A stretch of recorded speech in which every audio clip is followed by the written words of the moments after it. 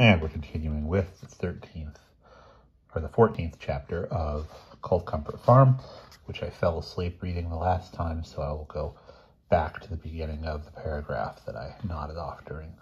But she felt upon this occasion she stood in the relation of a chaperone and sponsor to Elfine, and that her own conduct must be carefully regulated so as not to give rise to a birth of adverse comment.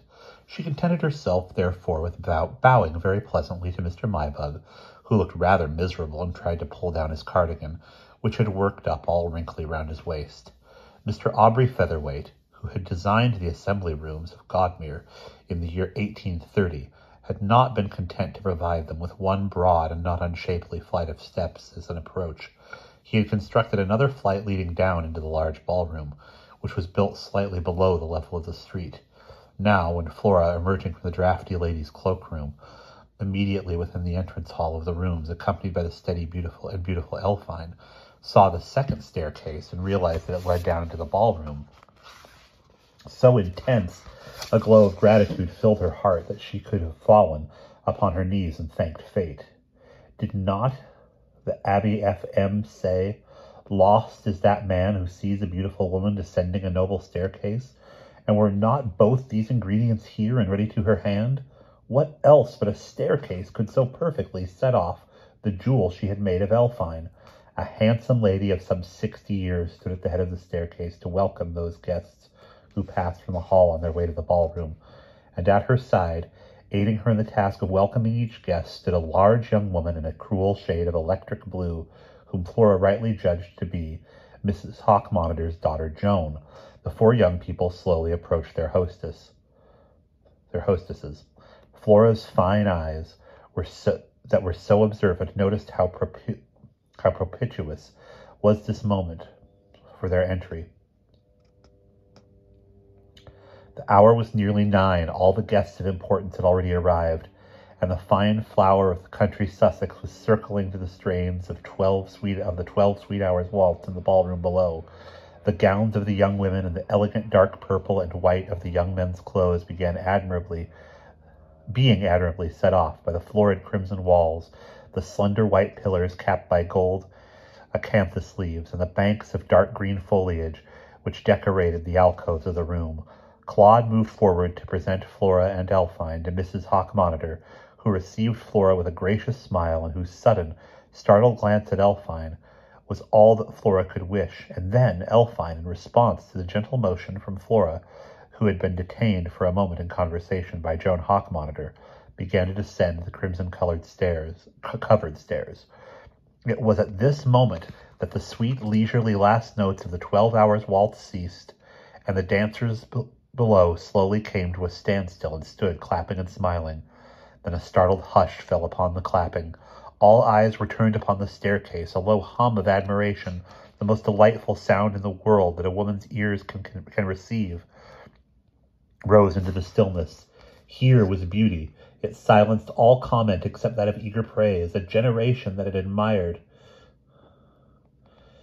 to quaint women, boyish women, ugly, smart, and fascinating women was now confronted by simple beauty, pure and undeniable, as that of the young Venus whom the Greeks loved to carve, and responded immediately in delighted and surprised homage to its challenge. Just as no human creature who has eyes can deny the beauty of an almond tree in full flower, no human eyes could deny beauty to Elfine. The slow descent of this young girl down the staircase was like the descent of a sunlit cloud down the breast of a mountain. Her candid beauty, set off by the snowy silver folds of her simple dress, refreshed the dancers who stood silently looking up at her, as the sight of a cluster of flowers or a moonlit expanse of sea refreshes the eyes. And Flora, silently watching from the head of the staircase, saw that a tall young man who stood just at its foot was looking up at Elfine, as the young shepherd must once have looked at the moon goddess, and she was satisfied. The entranced pause was broken by music. The orchestra began to play a gay polka, and the young man, who was Richard Hawkmonitor himself, came forward to give his hand to Elfine and lead her into the mazes of the dance. Flora and Claude, who was much amused by all this, came down the stairs into the ballroom a little later and also joined the dancers. Flora had every reason to feel smug and satisfied with her evening's work as she floated round the room in the arms of Claude, who danced admirably, without seeming to take so obvious an interest in the movements of Elfine as her partner, that her gaze became ill-bred. She observed their every action. What she saw pleased her much. Richard appeared to be deeply in love. It is usual to see a young man looking down into the face of a girl with whom he is dancing with an expression of soft admiration, and Flora was used to such spectacles, but she had not often seen a young man's face so rapt, so almost awed with adoration, and another emotion which can only be defined as gratitude, as was the face of Richard Hawk-Monitor. Wonder, too, was in his expression. He held Elfine precociously, as a man might hold a flowering branch of some rare tree which he has seen for the first time and is bringing back to his cave. The miracle for which she had conjured the love god had befallen. Richard had realized not that Elfine was beautiful, but that he loved Elfine. Young men frequently need this fact pointing out to them, as Flora knew by observing the antics of her friends. Now she must wait patiently until the end of the ball, when Elfine would tell her whether Richard had proposed marriage. She felt that the anxiety of waiting to know whether her diplomacy had succeeded might impair the pleasure of the evening for her, but resolved to bear the trial with calmness. However, as it turned out, she began to enjoy the ball so much that she almost forgot her anxiety. The ball was indeed a very agreeable one. Perhaps it was more by luck than by judgment that Mrs. Hawk-Monitor had combined two of the essentials for a successful ball: too many guests in a smallest room. But both were there, and when these were combined with the elegance and lavishness of the supper tables, and the sober richness of the appointments, and the fact that most of the people who were present knew each other slightly, all the ingredients for success were present, and success was achieved. Flora overheard many comments upon Elfine's beauty, and was asked several times who her lovely companion was. She smilingly replied that she was a cousin, a Miss Starkadder, and would say no more, save that Elfine lived in the neighborhood. She did not make the mistake of snobbishly embroidering upon Elfine's ancestry and charm. She let Elfine's serious beauty do its own work, and very well it did it. Elfine danced most of the dances with Richard Hawk-Monitor, but she gave many others to the group of eager young men who gathered round her. As soon as the music paused, Flora observed that Mrs. Hawk-Monitor, from her position in an alcove on the balcony above the ballroom, was beginning to look vaguely anxious, especially during those dances that Elfine gave to Richard. Flora divided her dances chiefly between Claude and Seth. Seth appeared to be enjoying the evening immensely. In one way or another, he had nearly as spectacular a success as Elfine. A group of some 9 young persons, whose dress proclaimed that they had come down from London for the ball, took possession of Seth early in the evening, and would not let him go. Flora overheard 2 or 3 of the young women telling each other that their dears, he was too creditable and merely body-thrilling, and Seth just smiled his slow, warm smile and drawled aye and nay when asked if he did not adore farming and what he wanted from life, and didn't he think the important thing was to experience everything. Several young men approached Flora and seemed anxious to appropriate her company after they had danced with her, and all this was very satisfactory, but she had resolved that for this evening at any rate she must keep herself in the background and make no attempt to rival Elfine, so she danced mostly with Claude, after Seth had been carried off to supper by his adoring tribe of young girls. Flora knew she did not look so beautiful as Elfine, but then she did not want to. She knew that she looked distinguished, elegant, and interesting. She asked for nothing more. Only one disagreeable incident marred the pleasure of the evening. Just as she and Claude were making their way to the supper tables in the adjoining room, a disturbance broke out on the balcony above their heads, and Flora looked up in time to see the back of a gentleman, which was only too familiar to her, being hustled out through the entrance with some haste by 2 of the flunkies.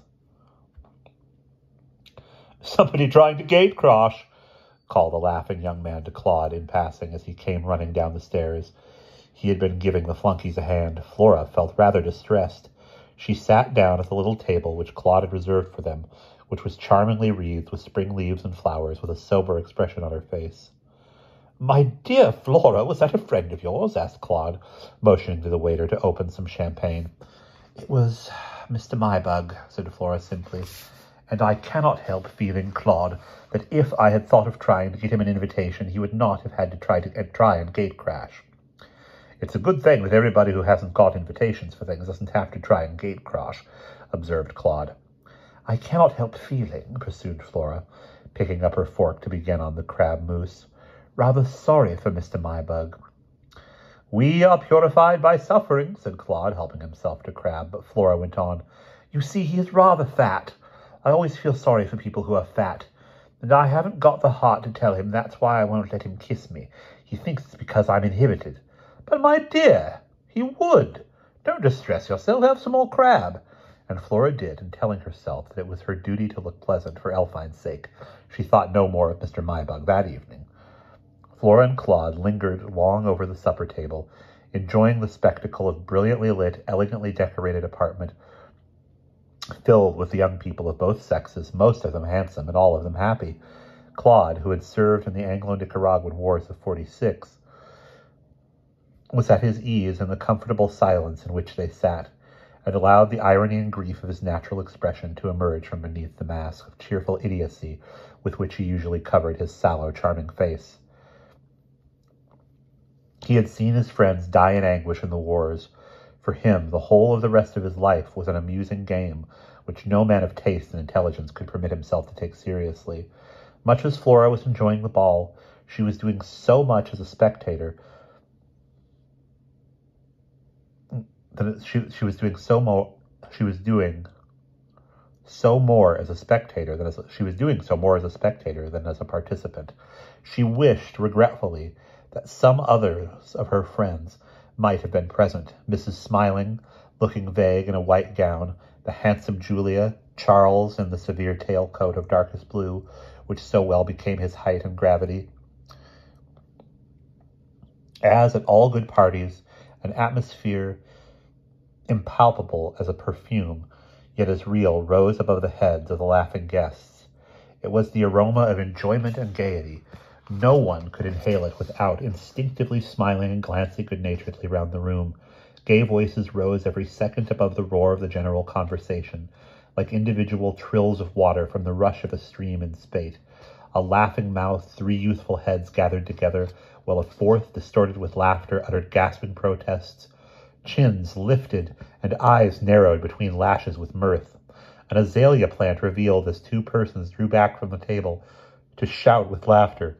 Such were the outward signs of a good party, and above them floated this inevitable glittering cloud of success.